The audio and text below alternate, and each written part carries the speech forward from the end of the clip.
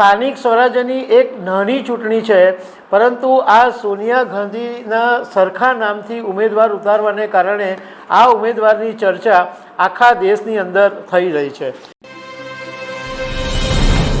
કેરળમાં સ્થાનિક સ્વરાજ્યની ચૂંટણી છે અને સોનિયા ગાંધી આ બેઠક ઉપરથી ચૂંટણી લડવાના છે।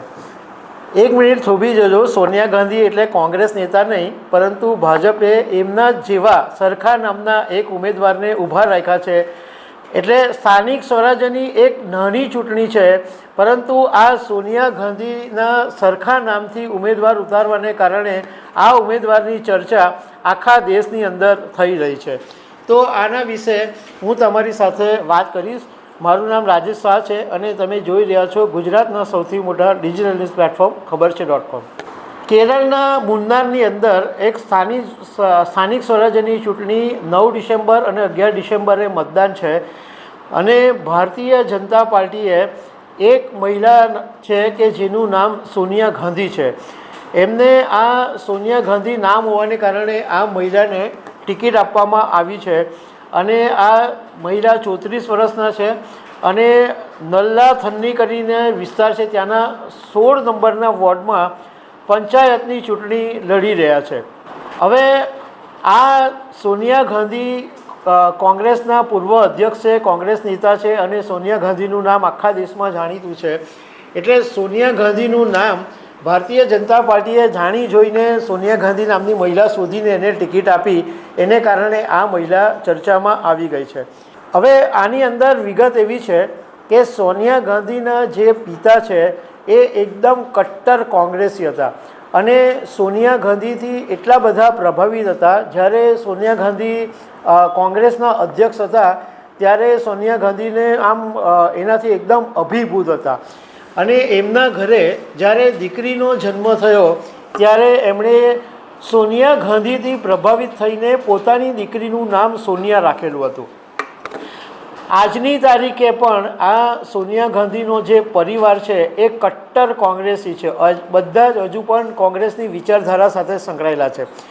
પરંતુ સોનિયાના લગ્ન જેની સાથે થયા એ વ્યક્તિ ભારતીય જનતા પાર્ટીના નેતા છે અને એને કારણે ભારતીય જનતા પાર્ટીએ આ સોનિયા ગાંધીને મુન્નારથી ટિકિટ આપેલી છે। હવે આ સરખા નામવાળું જે છે એવા ભ્રમિત કરવાના અગાઉ બી અનેક કેસો છે। 2019ની અંદર લોકસભાની ચૂંટણી હતી ત્યારે કોંગ્રેસ નેતા ભરતસિંહ સોલંકીનું જ સરખું નામ ધરાવતી વ્યક્તિ સામે, એનું નામ બી ભરતસિંહ સોલંકી હતું તો ભરતસિંહ સોલંકી વર્સિસ ભરતસિંહ સોલંકીની લડાઈ હતી। 2024ની અંદર સુપ્રીમ કોર્ટની અંદર એક અરજી કરવામાં આવેલી હતી કે આ રાજકીય પાર્ટીઓ જાણી જોઈને મતદારોને ભ્રમિત કરવા માટે આવા સરખા નામો અને બહુ જાણીતા નામો છે એવા નામ ધરાવતા લોકોને શોધીને ટિકિટ આપે છે। જોકે તે વખતે સુપ્રીમ કોર્ટે અરજી કાઢી નાખેલી કે નામો તો સરખા હોય એમાં તો કંઈ થઈ શકે નહીં। ઇવન રાજસ્થાનની અંદર 2024ની લોકસભાની ચૂંટણીમાં જે અત્યારે ભાજપમાં કાયદા મંત્રી છે અર્જુનસિંહ મેઘવાલ, એમના સરખા નામથી પણ ચૂંટણી લડવામાં આવેલી હતી। 2014ની અંદર વડોદરામાં જ્યારે PM મોદી વડોદરા અને વારાણસીથી ચૂંટણી લડતા હતા એ વખતે એક નરેન્દ્ર બાબુલાલ મોદી એ નામના એક અપક્ષ ઉમેદવારે પણ ઉમેદવારી નોંધાવેલી, જોકે એ ઉમેદવારી એમણે પાછી ખેંચી લીધેલી। આવી જ રીતના નીતિશ કુમારની JDUની પાર્ટી છે, એણે જે આદિવાસી નેતા છે છોટુ વસાવા, એના જ નામથી એક છોટુ વસાવાના નામથી જ એક ઉમેદવારને મેદાનમાં ઉતારેલો હતો।